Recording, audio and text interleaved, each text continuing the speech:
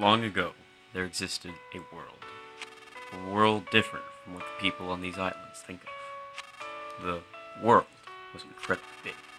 More people lived on this world than there are grains of sand on these nowhere islands. I know it may be hard to imagine, but such a world once existed. Understand? Yes. At some point, the world wound up destroyed. Naturally, it was humans who destroyed it. In the back of their minds, everyone had an inkling that it would happen at some point. And then, it really did happen. And so, the world is no more. Everything so far has been about the end of the world. Did you understand all of it? Just before the end of the world, a white ship came to these islands. On it were all the people of Tasmili village. Yes. Aboard the white ship were those few who had managed to escape the world. The people on the ship still went by their names from the previous world. This white ship plan had been set in place before the world was destroyed. And although they're part of the world, these nowhere islands are a special place. They were the one place that would remain, even if the world was lost. The one and only place where people could survive. And so, the white ship arrived at these islands. Everything so far has been about the white ship. Did you understand all of it? Have you committed everything so far to memory, Mr. Stinkbug? The reason these islands are special is because they harbor a giant dragon, nearly as large as the islands themselves. Long, long ago, people lived together with the dragon. However, at some point in time, the people and the dragon could no longer coexist. So, using the 7 needles, the dragon was placed into a long, long sleep by the ancestors of the Sea people who had lived here since ancient times.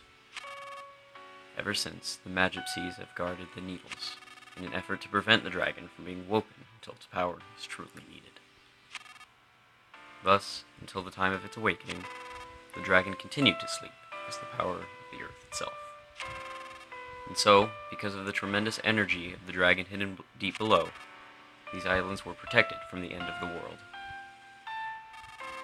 Everything so far has been about the dragon and the Seas. Did you understand all of it? Those who came here aboard the white ship feared another end of the world more than anything else. They felt that the world's destruction was a direct result of the way they had lived. The people of the white ship discussed things at great length. They shared their wisdom and spoke with grave seriousness. And then they arrived at their conclusion. They decided to completely erase everyone's memories of the previous world and start their lives over with new rules and new roles. Yes. In short, everyone would play out the ideal story they had come up with. This is what happened. The people would restart their lives in a simple, peaceful village, in the kind of place they wished they had grown up in. They would erase their memory of everything, the world, their belongings, their rules, and they would begin their new lives. Everyone's old memories would be reset and replaced with their newly created story. And thus, the village of Tasmili came to be. However, it was necessary to record the fact that the memory replacement had taken place. The hummingbird egg was the device used to store the memories of the white ship people. Wes and his son Duster, both playing the roles of thieves, were set to take action should a dangerous situation occur. Remember when they went to Oso Castle? They went there to retrieve the secret of the people of the white ship. And there's one other thing. Me. It was essential that one person retain memory of the previous world. To sort of keep watch over things. I was the only one in the village of Tasmili who wasn't given a new role in the new story. sound of my bell served as a suggestion to keep everyone's fabricated memories from reverting. My name, Letter, comes from the word leader. No, that doesn't mean I was anyone special. It was just that I was particularly taller than all the others. So upon discussion, I was selected because it would be easier for me to stand out. Being so tall, people would want to come see me, you know. And so I was given the role of revealing these secrets when the time truly called for it.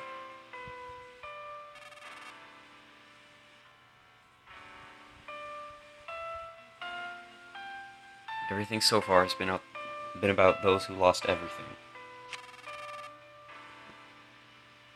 Although Tasmilli Village exists in reality, it was originally created as part of a story. I know this may be difficult to believe. Do you understand so far?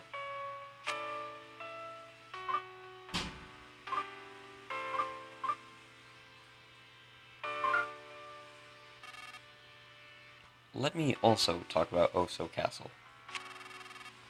Apparently, long ago, a kingdom existed on this island, centered around the king of Oso. However, when we arrived on the white ship, the people of this kingdom were gone. It seems they have left the islands, fearing the dragon's eventual awakening someday, before boarding the white ship. Princess Kumatora, who was an infant who had lost her mother and father. Upon coming to these islands, she was given to the Magypsies to raise, and given the role of princess of Oso Castle. Wes and Duster being her retainers was also another part of the fabricated story. Oso Castle is one of the few and precious relics of this island's past. We crafted our story in haste, so the people inside it had very little past or history. Have you noticed no one in Tasmilli can talk about things from 100 or 1,000 years ago? In truth, we had wanted to create an entire plethora of myths and legends, but our story was made in such a hurry that we weren't able to. It's a real shame. I'm sure that much of what I'm saying you'd rather not hear, but it's the truth. Have you listened to everything so far? Have you committed everything so far to memory, Mr. Stinkbug? Truthfully, we had no idea how Tasmilli Village would turn out. But things eventually went rather well. The people who had arrived on the white ship had fully taken to their new identities. They believed they had always lived together peacefully. It was when a person by the name of Porky stumbled upon these islands that everything started to go amok. It seemed he used a time distorter machine to travel through time and space at will. However, he was apparently shut out from all other times and spaces, and tumbled onto this era and these islands. Even worse, he used his time distorter to bring many people from other eras here. The Pig Masks, as well as everyone in New Pork City, were all brought here and brainwashed by Porky. This Porky fellow seemed to view these islands as his own personal toy box, with which he can do anything he wants. He would take animals apart and recombine them to create creepy new chimeras. As a childlike dictator, he began doing whatever he pleased, including building Thunder Tower and forming his own army. Porky eventually learned the white ship secret because of a traitor among the Magypsies. Do you understand about the intruder known as Porky? This traitor was Locria, the 7th Magypsy, the only one you haven't met yet. After Locria joined forces with Porky, Porky learned about the white ship people and the secret of the sleeping dragon.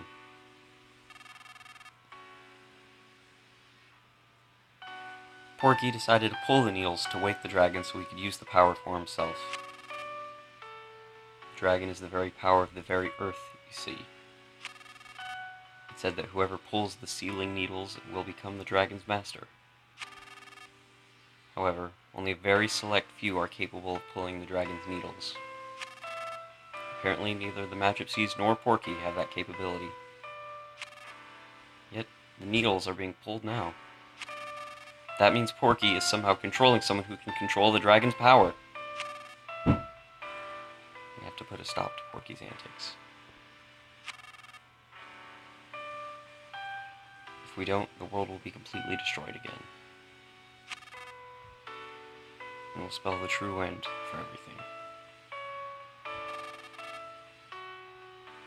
For Porky, that might be the ultimate pleasure, but we can't allow it to happen.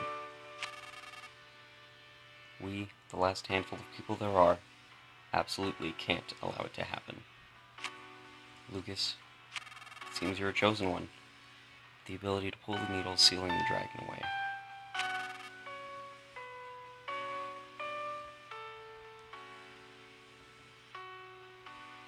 You must pull the dragon's needles with your own hands and pass your heart onto the dragon. Let this be my one and only order to you as your leader. Do you understand everything about the dragon's awakening?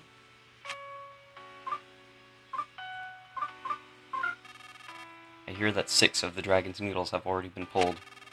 Deep in the earth, the dragon is likely beginning to stir from its sleep now. Supposedly, the last needle is somewhere here in New Pork City. Porky has been gathering everything that lives on these islands into New Pork City to prepare for the final needle's pulling. It's possible that he's planning to hold one final twisted party. But now our chance to change this looming crisis into a golden opportunity. All things may come to an end, or new and bountiful things may begin. Wouldn't you like to see that happen? Lucas, you were once a weak, fragile boy, now you've been given a tremendous role to fulfill. Now that you know everything, including everything I'm sure you'd rather not know, time has come for you to save the future of all life as we know it. God won't make you bear more than you can carry. I'm sure you've heard that phrase before. Knowing that you aren't fighting alone, everyone, and I do mean everyone, will lend you their support. That was a long story, but that is the end of everything I have to tell you. Did you understand it all?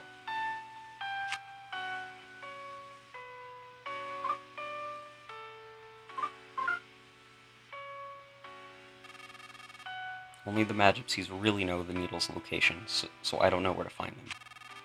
But from the way Porky and the others have been acting, I would say they're very close now to reaching the 7th needle. Please, Lucas, be the one who pulls the final needle. Porky issues his orders from the 100th floor of the Empire Porky building.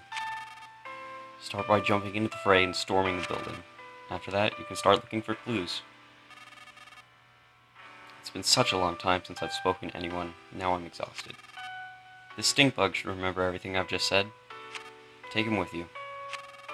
That way, if you happen to forget anything I've said here, you can ask him to repeat it. Will you go with them, Mr. Stinkbug?